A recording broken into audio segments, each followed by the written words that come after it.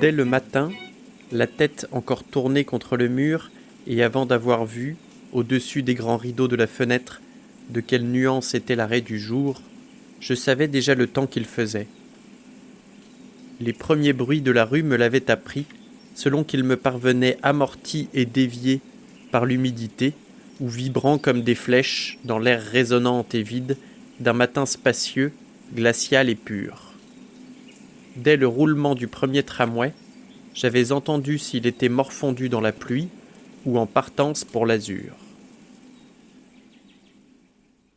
Vous venez d'écouter les premières lignes de La prisonnière de Marcel Proust. Au programme aujourd'hui, pastis, eau et glaçons, dans cet ordre. Bienvenue dans La Voix des Lettres, épisode 51.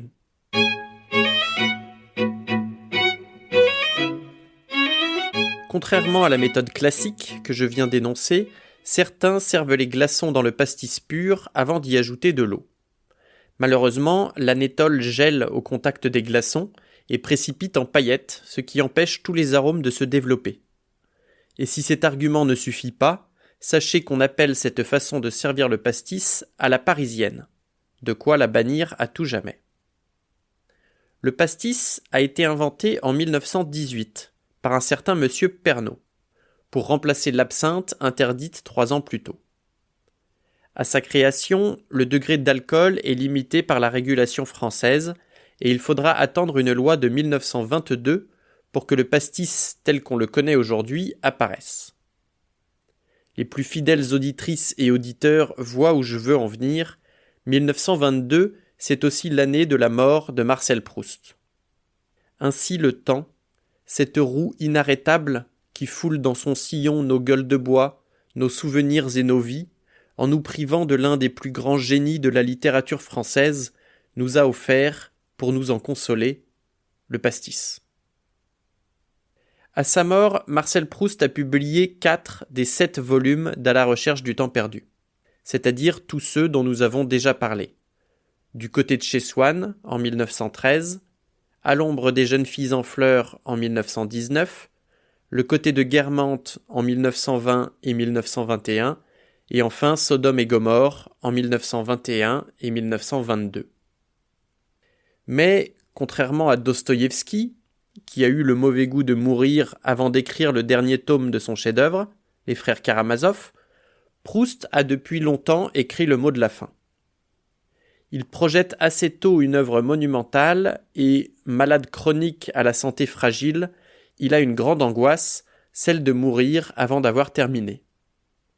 Il écrit donc la fin presque en même temps que le début et procède ensuite par ajouts, remaniant des scènes et introduisant de nouveaux personnages qui prendront bientôt la place de volumes entiers. D'ailleurs, le premier manuscrit que Proust soumet à un éditeur ne porte pas le titre qu'on connaît aujourd'hui, mais s'intitule « Les intermittences du cœur, le temps perdu, première partie ». Ce cœur intermittent, avec 2 T, a son heure de gloire dans La prisonnière, 5e volume de La Recherche, publié à titre posthume en 1923. Elles seront là, à moins que ces 2 demoiselles n'aient pas pu venir, car elles devaient sans faute être toute l'après-midi à une répétition d'études que Madame Verdurin donnait tantôt, et où elle n'avait convié que les raseurs, la famille, les gens qu'il ne fallait pas avoir ce soir. Or, tout à l'heure, avant le dîner, Charlie m'a dit que ce que nous appelons les 2 demoiselles Vinteuil, absolument attendues, n'était pas venu. Malgré l'affreuse douleur que j'avais à rapprocher subitement, comme de l'effet, seul connu d'abord, sa cause enfin découverte, de l'envie d'Albertine de venir tantôt, la présence annoncée, mais que j'avais ignorée, de mademoiselle Vinteuil et de son amie, je gardais la liberté d'esprit de noter que monsieur de Charlus, qui nous avait dit il y a quelques minutes n'avoir pas vu Charlie depuis le matin, confessait étourdiment l'avoir vu avant dîner. Mais ma souffrance devenait visible. « Mais qu'est-ce que vous avez ?» me dit le baron. « Vous êtes vert. Allons, entrons, vous prenez froid. Vous avez mauvaise mine. » Ce n'était pas mon premier doute, relatif à la vertu d'Albertine, que les paroles de monsieur de Charlus venaient d'éveiller en moi. Beaucoup d'autres y avaient déjà pénétré. À chaque nouveau, on croit que la mesure est comble, qu'on ne pourra pas le supporter, puis on lui trouve tout de même de la place, et une fois qu'il est introduit dans notre milieu vital, il y entre en concurrence avec tant de désir de croire, avec tant de raisons d'oublier, qu'assez vite on s'accommode, on finit par ne plus s'occuper de lui. Il reste seulement comme une douleur à demi guérie, une simple menace de souffrir et qui, envers du désir, de même ordre que lui, est devenu comme lui centre de nos pensées, irradie en elle, à des distances infinies, de subtiles tristesses, comme lui des plaisirs d'une origine méconnaissable, partout où quelque chose peut s'associer à l'idée de celle que nous aimons. Mais la douleur se réveille quand un doute nouveau, entier, entre en nous. On a beau se dire presque tout de suite « je m'arrangerai », il y aura un système pour ne pas souffrir, ça ne doit pas être vrai. Pourtant, il y a eu un premier instant où on a souffert comme si on croyait. Si nous n'avions que des membres, comme les jambes et les bras, la vie serait supportable. Malheureusement, nous portons en nous ce petit organe que nous appelons cœur, lequel est sujet à certaines maladies, au cours desquelles il est infiniment impressionnable pour tout ce qui concerne la vie d'une certaine personne et où un mensonge, cette chose si inoffensive et au milieu de laquelle nous vivons si allègrement, qu'il soit fait par nous-mêmes ou par les autres, venu de cette personne, donne à ce petit cœur, qu'on devrait pouvoir nous retirer chirurgicalement, des crises intolérables. Revenons un peu sur le contexte. À la fin de Sodome et Gomorrhe, le volume précédent, le narrateur apprend qu'Albertine a couché avec des femmes, ce qui lui fait horreur et le rend extrêmement jaloux. Il la fait venir vivre chez lui, espionne le moindre de ses déplacements et empêche toute rencontre avec celles parmi ses amies qui ont la réputation d'être lesbiennes. Ce qui inclut Mademoiselle Vinteuil et son amie, les demoiselles Vinteuil de l'extrait précédent, que le narrateur a surprises au milieu d'un jeu sado-maso-érotique dans le premier tome. Albertine, qui prévoyait d'aller faire une visite au Verdurin un après-midi pendant que le narrateur travaillait, change subitement d'avis lorsque celui-ci décide de l'accompagner, et trouve de nombreux prétextes pour l'emmener ailleurs en promenade. Le narrateur, qui commençait à être rassuré de ses suspicions, et qui doutait même de leur bien-fondé, apprend plus tard par Monsieur de Charlus que Mademoiselle Vinteuil et son amie devaient être présentes chez les Verdurin pendant ce fameux après-midi. Le narrateur comprend alors le manège d'Albertine et retombe dans une profonde crise d'angoisse et de jalousie. Tous les amours passionnés de la recherche se fondent sur la jalousie. Le premier à en souffrir est Charles Swann, qui tombe rapidement fou amoureux d'Odette de Crécy, une cocotte notoire. Au début du XXe siècle, cocotte, nom féminin, ne désignait pas seulement un savant pliage en origami, ni Blanchette, votre fidèle productrice d'œufs frais au fond du jardin, mais aussi une femme entretenue ou qui échangeait ses services, parfois sexuels, contre de l'argent. Quand il ne rencontre pas Odette chez les Verdurin, Swann arpente toutes les rues de Paris afin de la retrouver et de savoir avec qui elle passe sa soirée. Sur ce même modèle, il y aura l'amour du narrateur pour Gilberte, puis pour la duchesse de Guermantes, et les crises inarrêtables du baron de Charlus, amoureux de Morel, jeune violoniste qui se fait ardemment désirer. Dans la recherche, les relations conjugales sans heurts existent, notamment entre les parents du narrateur, entre monsieur et madame Verdurin, entre le duc et la duchesse de Guermantes, mais elles ne sont jamais éclairées par le prisme de l'amour. Reprenant en cela la littérature romantique et tragique, l'amour selon Proust est passionnel, impossible ou dangereux. Ou les trois. Les jours avaient succédé aux jours. Ces habitudes étaient devenues machinales. Mais comme ces rites dont l'histoire essaye de retrouver la signification, j'aurais pu dire, et ne l'aurais pas voulu, à qui m'eût demandé ce que signifiait cette vie de retraite où je me séquestrais jusqu'à ne plus aller au théâtre, qu'elle avait pour origine l'anxiété d'un soir, et le besoin de me prouver à moi-même, les jours qui la suivraient, que celle dont j'avais appris la fâcheuse enfance n'aurait pas la possibilité, si elle l'avait voulu, de s'exposer aux mêmes tentations. Je ne songeais plus qu'assez rarement à ces possibilités, mais elles devaient pourtant rester vaguement présentes à ma conscience. Le fait de les détruire, ou d'y tâcher, jour par jour, était sans doute la cause pourquoi il m'était si doux d'embrasser ces joues qui n'étaient pas plus belles que bien d'autres. Sous toute douceur charnelle un peu profonde, il y a la permanence d'un danger. Voilà de quoi justifier l'un des thèmes de la recherche, les intermittences du cœur. Un autre aspect de l'œuvre est la place primordiale accordée à l'art avec un grand A. Peut-être a-t-il été inspiré par deux philosophes parmi les plus célèbres du pays de la bière et de la choucroute, Arthur Schopenhauer et Friedrich Nietzsche. Ils se partagent le XIXe siècle, les publications de Schopenhauer en occupent la première moitié, jusqu'à sa mort en 1860, et Nietzsche reprend le flambeau, depuis 1872 pour son premier livre, le jeune Marcel Proust a alors 1 an, jusqu'à 1890. Dans sa jeunesse, Nietzsche a dévoré Schopenhauer. Les livres, pas l'homme. Et ces deux philosophes se rejoignent au moins sur 2 points, l'appétence pour la bière légère et l'art comme possibilité de salut. Proust connaît ces 2 auteurs.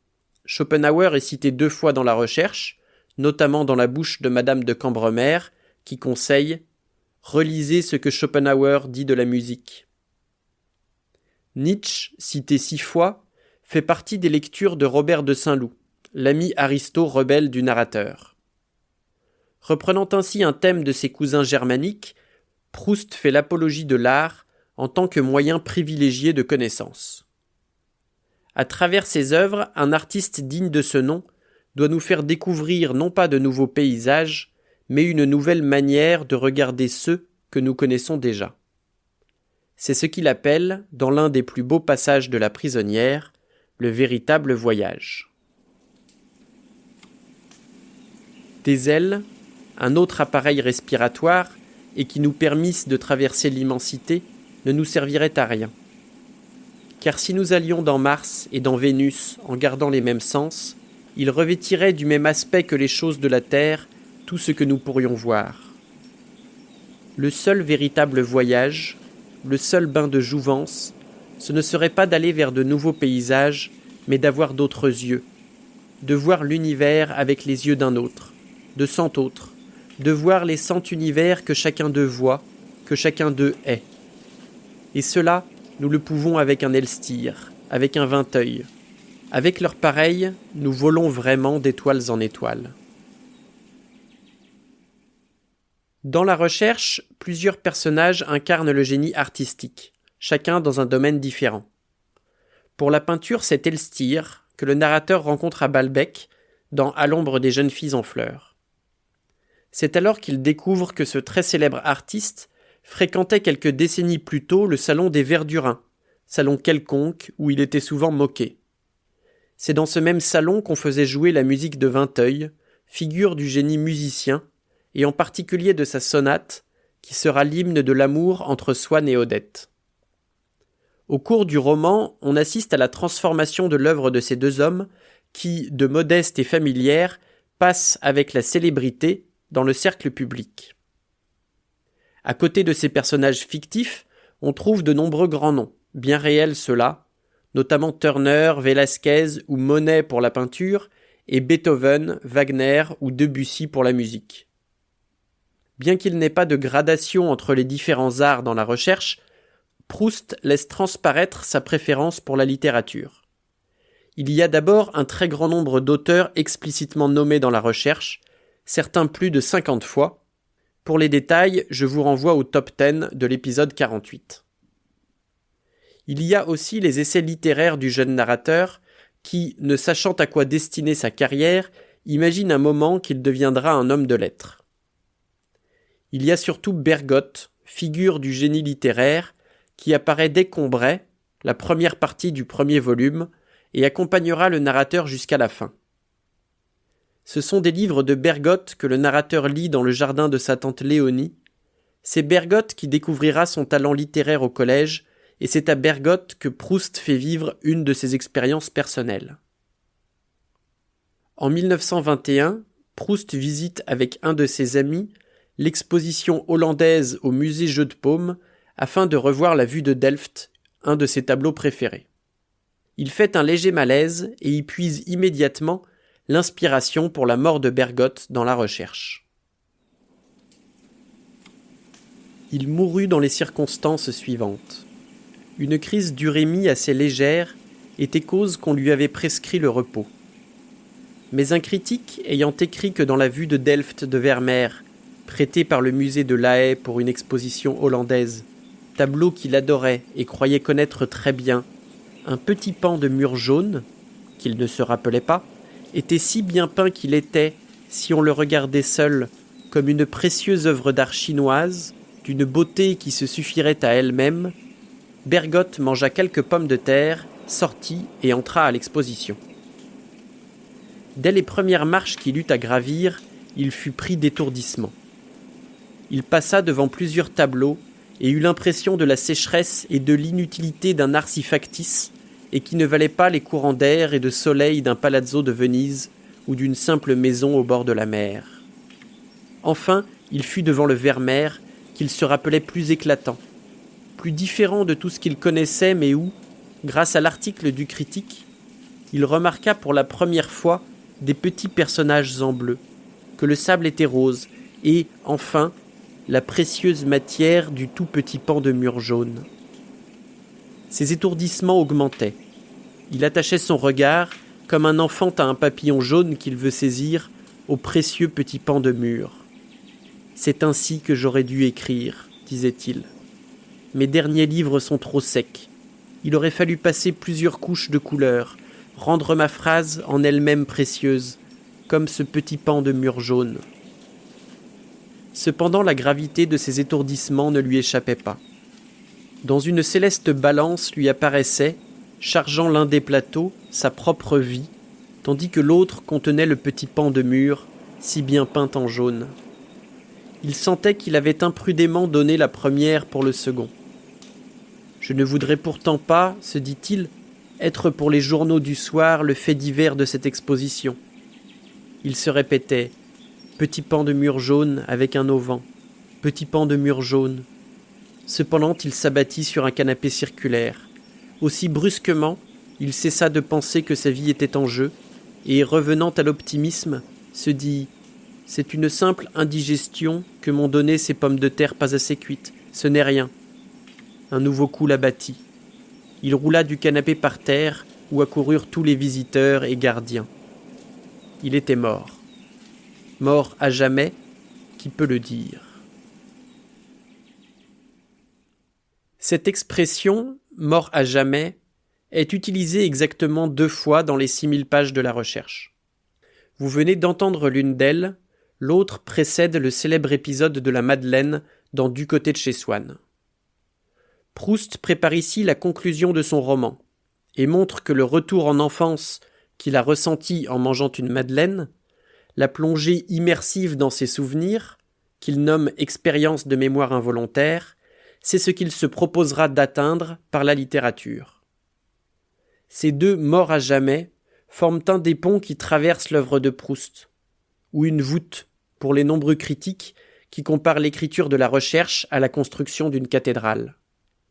Ces ponts sont nombreux, il y en a des petits, en pierre, qui lient 2 éléments à peine distincts, il y en a des plus longs, aqueducs romains qui enjambent un tome pour se répondre, et il y a les plus aériens, véritables ponts suspendus traversant l'œuvre entière, dont les 2 morts à jamais sont une esquisse, et grâce auxquels le début et la fin du roman communiquent. En attendant le bouquet final du dernier volume, revenons à notre discussion sur l'art. Pour le narrateur, c'est l'occupation la plus digne qui soit. Et s'il admire la culture immense de Swann et de Charlus, il met largement au-dessus d'eux les créateurs, ceux qui ne se contentent pas de connaître et d'aimer. Swann passera sa vie à travailler à un essai sur Vermeer qui n'aboutira jamais, tandis que Charlus, chez qui le narrateur découvre au fur et à mesure du roman une grande sensibilité artistique, ne se donnera même pas la peine d'essayer. préférant passer son temps en dîners mondains ou à courir derrière de jeunes hommes. Pour dénoncer ces occupations qu'il juge sans grand intérêt, Proust n'opte pas pour l'essai ou le monologue moralisateur, mais pour l'humour et l'ironie, appuyant sur l'hypocrisie et le ridicule du grand monde. Par exemple, dans la scène qui va suivre, où Madame de Mortemart approche Monsieur de Charlus après un concert de Morel, le violoniste prodige. Les regards allaient recommencer à s'échanger entre Monsieur de Charlus et sa cousine, à la fois baissés et épieurs, car, rougissante et cherchant par son zèle à réparer sa gaffe, Madame de Mortemart allait proposer à Monsieur de Charlus de donner une soirée pour faire entendre Morel. Or, pour elle, cette soirée n'avait pas le but de mettre en lumière un talent, but qu'elle allait pourtant prétendre être le sien et qui était, réellement, celui de Monsieur de Charlus. Elle ne voyait là qu'une occasion de donner une soirée particulièrement élégante, et déjà calculait qui elle inviterait et qui elle laisserait de côté. Ce triage, préoccupation dominante des gens qui donnent des fêtes, cela même que les journaux mondains ont le toupet ou la bêtise d'appeler l'élite, altère aussitôt le regard et l'écriture plus profondément que ne ferait la suggestion d'un hypnotiseur. Avant même d'avoir pensé à ce que Morel jouerait, préoccupation jugée secondaire et avec raison, car si même tout le monde, à cause de Monsieur de Charlus, avait la convenance de se taire pendant la musique, personne en revanche n'aurait l'idée de l'écouter, Madame de Mortemart, ayant décidé que Madame de Valcourt ne serait pas des élus, avait pris par ce fait même l'air de conjuration, de complot qui ravale si bas, celles même des femmes du monde qui pourraient le plus aisément se moquer du qu'en dira-t-on. Il n'y aurait pas moyen que je donne une soirée pour faire entendre votre ami, dit à voix basse Madame de Mortemart, qui, tout en s'adressant uniquement à Monsieur de Charlus, ne put s'empêcher, comme fascinée, de jeter un regard sur Madame de Valcourt, l'exclut, afin de s'assurer que celle-ci était à une distance suffisante pour ne pas entendre. Non, elle ne peut pas distinguer ce que je dis, conclut mentalement Madame de Mortemart, rassurée par son propre regard, lequel avait eu en revanche sur Madame de Valcourt un effet tout différent de celui qu'il avait pour but. « Tiens, se dit Madame de Valcourt en voyant ce regard, Marie-Thérèse arrange avec Palamède quelque chose dont je ne dois pas faire partie. »« Vous voulez dire mon protégé » rectifiait Monsieur de Charlus, qui n'avait pas plus de pitié pour le savoir grammatical que pour les dons musicaux de sa cousine. Proust a beau se moquer du monde et de leur réception, il y envoie tout de même son narrateur. Il s'y rend le plus souvent seul et, quand il est accompagné d'Albertine, il la présente comme sa cousine. Il cache même à ses amis les plus proches qu'elle habite chez lui, en partie par honte personnelle d'être jalouse à ce point, en partie aussi parce qu'à l'époque, on n'habite pas ensemble avant d'être mariés. Si elle s'ébruitait, cette situation pourrait nuire à la réputation d'Albertine. Celle-ci prend le risque dans l'espoir de faire un beau mariage avec le narrateur. Si vous vous demandez, comme tout bourgeois outré du 19e, mais que font les parents, ils reposent tranquillement sous une pierre tombale. Albertine est orpheline depuis son enfance et a été élevée par sa tante, Madame Bontemps, qui n'espère qu'une chose, marier sa nièce à un homme riche et se faire entretenir par le jeune ménage. A priori, il n'y a pas de quoi faire durer le suspense 800 pages. Si le narrateur aime Albertine tant que ça, il n'a qu'à l'épouser et on passe à autre chose. Par exemple, au sauvetage du baron de Charlus par la reine de Naples, après son humiliation publique orchestrée par Madame Verdurin, scène superbe, effroyable et malheureusement trop longue pour se glisser dans cet épisode. Le narrateur a au moins 2 raisons de ne pas épouser d'Albertine. D'abord, sa mère désapprouve ce mariage. La mère du narrateur, puisque celle d'Albertine mange les pissenlits par la racine. Albertine est issue de la petite bourgeoisie, sans titre, fortune ni rang social élevé, et la mère espère un meilleur parti pour son fils. Enfin, il ne l'aime pas. Bien qu'Albertine soit devenue très raffinée et cultivée depuis ses premières apparitions dans À l'ombre des jeunes filles en fleurs, où elle brille par son parler vulgaire, ses tenues sportives et son comportement indécent, le narrateur s'ennuie à ses côtés et se demande à longueur de journée quel serait le meilleur moment pour la quitter. Si elle rencontre dans son dos une ancienne amie ou une actrice connue pour ses goûts homosexuels, il devient aussitôt fou de jalousie, fait tout pour la garder près de lui et la couvre de cadeaux et de chantage affectif. Albertine l'assure de sa fidélité, évite les sorties pendant quelques jours et le narrateur se calme jusqu'à retomber dans l'ennui avant la prochaine crise. Leur relation, à peu près aussi toxique qu'un cocktail Morora-cyanure, se poursuit ainsi jusqu'au bouleversement des dernières lignes. Et quand ainsi ce départ n'aurait plus d'inconvénients, choisir un jour de beau temps comme celui-ci, il allait y en avoir beaucoup, où Albertine me serait indifférente, où je serais tenté de 1000 désirs. Il faudrait la laisser sortir sans la voir, puis, en me levant, me préparant vite, lui laisser un mot, en profitant de ce que, comme elle ne pourrait à cette époque aller en nul lieu qui m'agitât, je pourrais réussir, en voyage, à ne pas me représenter les actions mauvaises qu'elle pourrait faire et qui me semblaient en ce moment bien indifférentes, du reste, et sans l'avoir revue partir pour Venise. Je sonnai Françoise pour lui demander de m'acheter un guide et un indicateur, comme j'avais fait enfant, quand j'avais déjà voulu préparer un voyage à Venise, réalisation d'un désir aussi violent que celui que j'avais en ce moment. J'oubliais que, depuis, il en était un que j'avais atteint sans aucun plaisir, le désir de Balbec, et que Venise, étant aussi un phénomène visible, ne pourrait probablement pas plus que Balbec réaliser un rêve ineffable, celui du temps gothique actualisé d'une mer printanière et qui venait d'instant en instant frôler mon esprit d'une image enchantée, caressante, insaisissable, mystérieuse et confuse. Françoise, ayant entendu mon coup de sonnette, entra, assez inquiète de la façon dont je prendrais ses paroles et sa conduite. Elle me dit « J'étais bien ennuyée que monsieur sonne si tard aujourd'hui. Je ne savais pas ce que je devais faire. Ce matin, à 8 heures, mademoiselle Albertine m'a demandé ses malles. J'osais pas y refuser. J'avais peur que monsieur me dispute si je venais l'éveiller. J'ai eu beau la catéchismer, lui dire d'attendre 1 heure parce que je pensais toujours que monsieur allait sonner. Et alors, tant on peut ignorer ce qu'on a en soi, puisque j'étais persuadé de mon indifférence pour Albertine, mon souffle fut coupé. Je tins mon cœur de mes 2 mains, brusquement mouillé par une certaine sueur que je n'avais jamais connue depuis la révélation que mon ami m'avait faite dans le petit tram relativement à l'ami de mademoiselle Vinteuil, sans que je puisse dire autre chose que « Ah, très bien, Françoise, merci. Vous avez bien fait naturellement de ne pas me réveiller. Laissez-moi un instant. Je vais vous sonner tout à l'heure. »